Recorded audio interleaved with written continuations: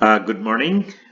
Today, my plan is to talk about Friedel-Crafts acylation using this app, and I'm going to upload this video online on Canvas so that you guys can watch it. So, Friedel-Crafts acylation is a reaction that uses an aromatic compound, okay, to basically do an electrophilic aromatic substitution reaction. So you have seen this reaction before when an aromatic compound such as benzene on the left side drawn in black reacts with an electrophile. I'm just going over the old mechanism very quickly. This is quick review. When they see each other, the double bond, one of the three double bonds reaches out for the electrophile, messes up its aromaticity, breaks this bond, the third double bond, and the electrophile attaches itself to one of the two corners, produces a carbocation on the other side, and also produces the intermediate, short-lived intermediate. At this time, what happens is the base comes, grabs the proton that's sitting on the same carbon that's also attached to the electrophile. The bond between that specific carbon and that hydrogen breaks and falls in between the two carbons to regenerate aromaticity. Okay, and as a result of this reaction, you are replacing one of the two hydrogens on the aromatic ring with the electrophile. And this reaction is called electrophilic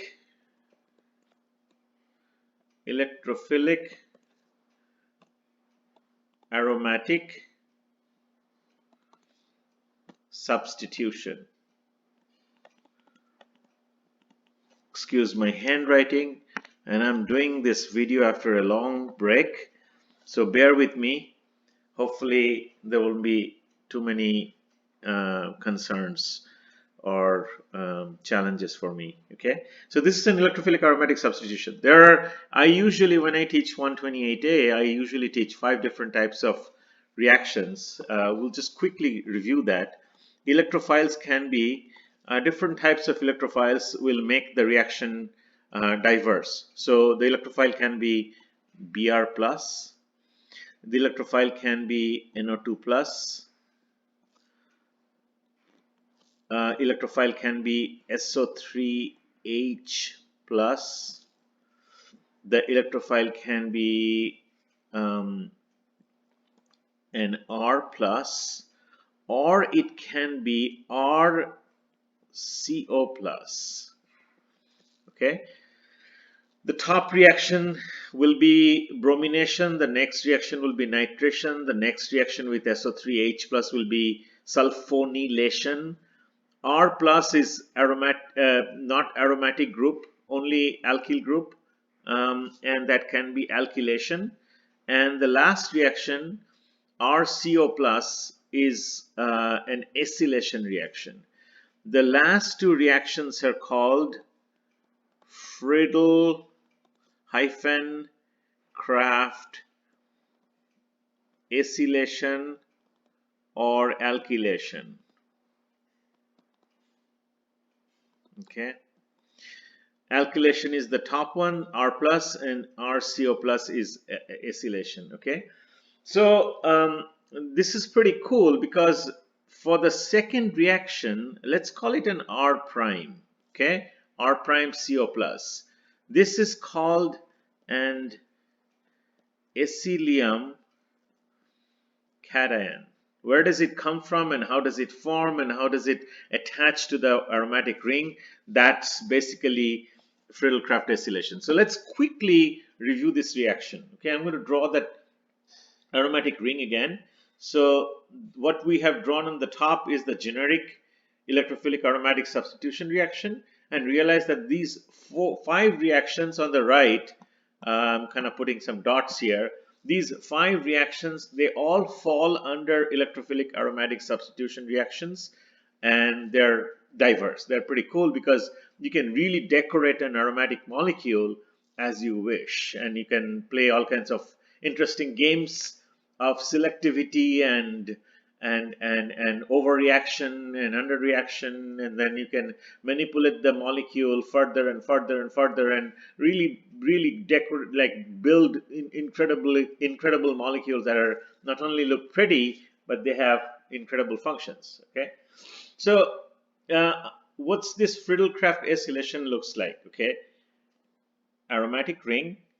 Doesn't look like a very pretty aromatic ring. I'm going to draw the hydrogens on the right side of the benzene ring, that specifying that the reaction is actually happening right there. Okay, I'm going to also try to keep this length of the video less than 15 minutes, because I have learned from the past, that from my own mistakes, that if it is too long, then we have trouble uploading it on YouTube and sharing the link with you guys. Okay, so you have an aromatic ring, then you have, let's draw that guy in red, R prime CO halogen.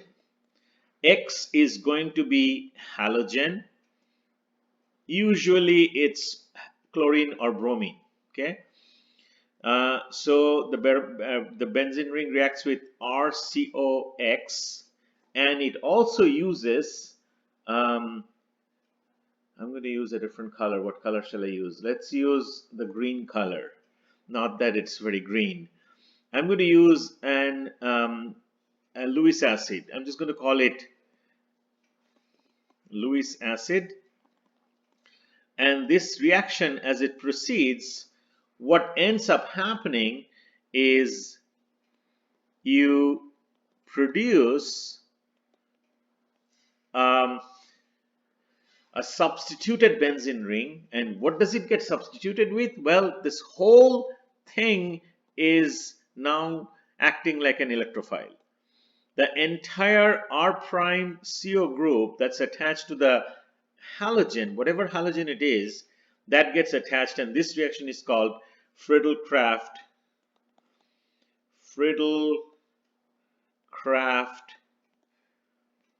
acylation. Okay, my surface doesn't work perfectly, and I'm trying to make it behave as well as it can be, as I can make it. Okay, so this is Friedel-Crafts acylation. Let's take a very specific example. Okay, so this is the generic Friedel-Crafts acylation reaction. We're going to go through the mechanism, and let's take a specific example. Benzene ring, the two hydrogens, the happening place where it's going to react. Let's use a simple acid halide such as acetyl chloride. Okay, and as a Lewis acid, let's use aluminum trichloride. Okay, how does this reaction, what does it produce? Well, it produces, as you would expect, as it would do a substitution, and it's going to produce the CO with the methyl group on the other side, and that's going to be the product. Okay, the keyboard keeps popping up, and I don't know how to prevent it from happening. Okay,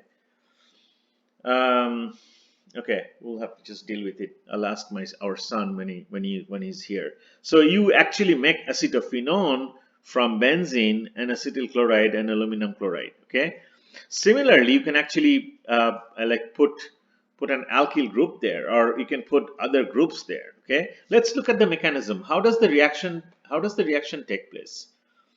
Let's draw the lone pairs around chlorine, and let's redraw the molecule down below. Chlorine has 3 lone pairs. When you look at aluminum trichloride, it's an interesting compound. It shares some properties with BH3. Can you guess what that property is? Well, boron is missing something. Even after making 3 bonds with 3 hydrogens, sharing its 3 valence shell electrons. It's got only 3 valence shell electrons. We have talked about it quite a bit in the past. 3 hydrogens come with three electrons in that one s orbital. Boron has 3 electrons in its level 2, and it's actually missing 2 electrons. That's the way boron is born. Okay, that sounds like a, I don't know, the lyric of a song. So boron, by having an empty orbital, nothing there, and its octet is unfulfilled and it's pretty itchy, it's looking for electron donating species such as nucleophiles, uh, to fulfill its octet requirements. This guy is called a Lewis acid. From the same standpoint, aluminum chloride is also a Lewis acid. It's not Los Angeles, it's Lewis acid because it's missing electrons in one of the orbitals. So what happens when aluminum chloride visits an acid halide? Well, chlorine has 3 lone pairs. One of the lone pairs gets donated toward the aluminum, and they form a complex.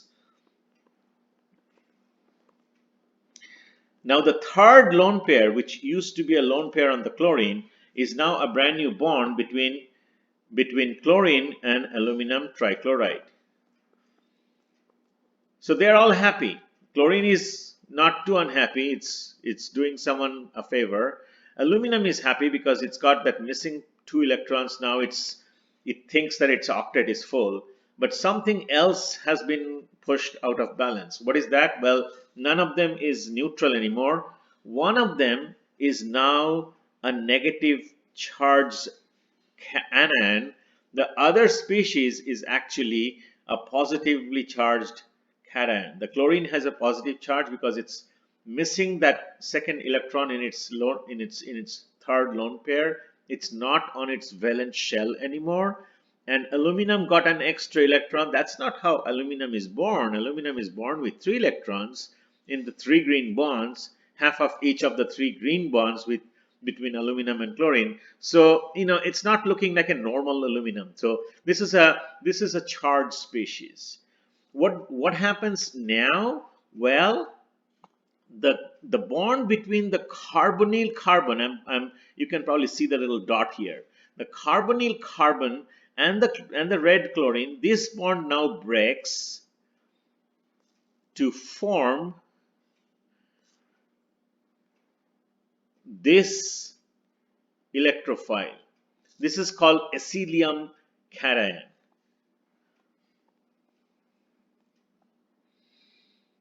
And it also forms the other side of the species, which is this. I'm going to change color. I'm not going to draw all the electrons because that's going to take up way too much time. So this species, all the 4 chlorines are all happy, but the aluminum inside is negatively charged. So this is exactly how the acylium cation forms. Now this guy is your electrophile. This guy is your electrophile, and it reacts with the benzene ring. Let's just show it. I think I have little time. I don't want to go over 15 minutes. Let me just pull it off very quickly. It attacks the acylium cation right down here. Oops, that's a bad looking arrow. Let me just redo it. Here, and it forms the intermediate. How does the intermediate look like? Okay, this double bond is definitely not right. Double bonds are here, and this second hydrogen is here. It's got a positive charge, and the acylium ion is now attached this way. This is your intermediate.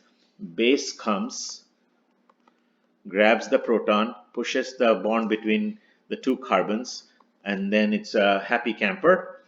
Now you got the acyl group attached to the upper end of the carbonyl of the benzene ring, and this is your acetophenone or methylphenyl ketone. Methylphenyl